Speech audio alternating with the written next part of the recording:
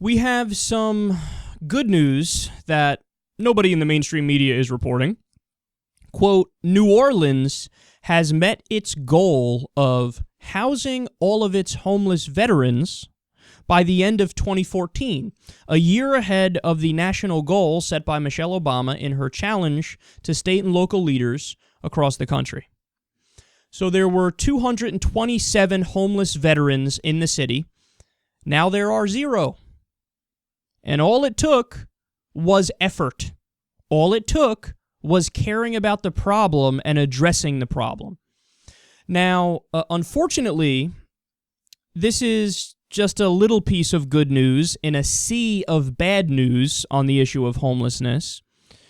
Would you like to take a guess how many veterans are still homeless in America? It's also a national shame that we can't all regurgitate this number in a second. We should all know this number because it's very important. If we really care about the troops, if we really support the troops, like the slogan goes, we should all know this number. But unfortunately, virtually none of us know this number. There are 49,993 homeless veterans in America. Is that how we support the troops? Send them overseas to fight and maybe die? And then when they come back, 49,993 of them slip through the cracks? I got news for everybody. It's not that these 49,993 individuals necessarily did something wrong.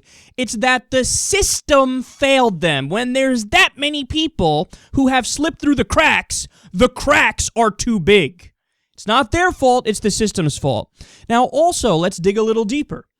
Would you like to take a guess how many Americans in total are homeless? This is another number that we should all know off the top of our heads, but we don't. 578,424.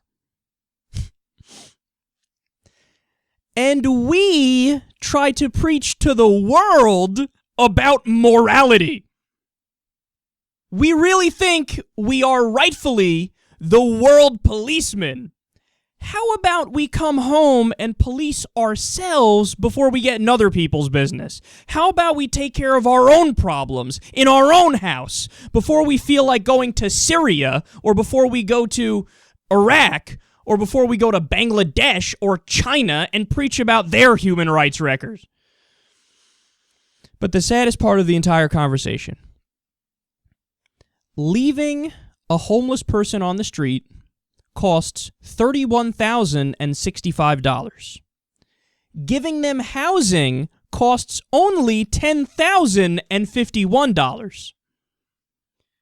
Because when they're on the streets, they end up in the hospital and in the prisons and in the jail and in the mental institutions, and they end up sicker and they end up being less productive.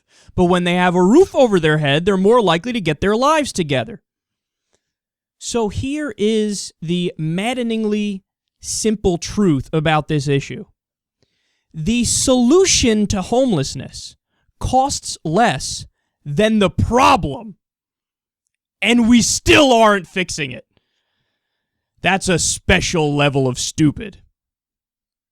And I'll tell you what, the reason why we haven't fixed it, even though people's lives would be improved and it would save us money, because our government is totally bought and owned by the corporations and the rich.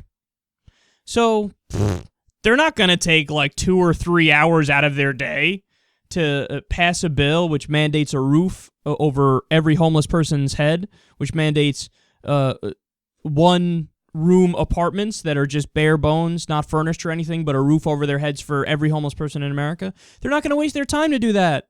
They're too busy giving more money to ExxonMobil. They're too busy giving more money to Walmart, which they don't need.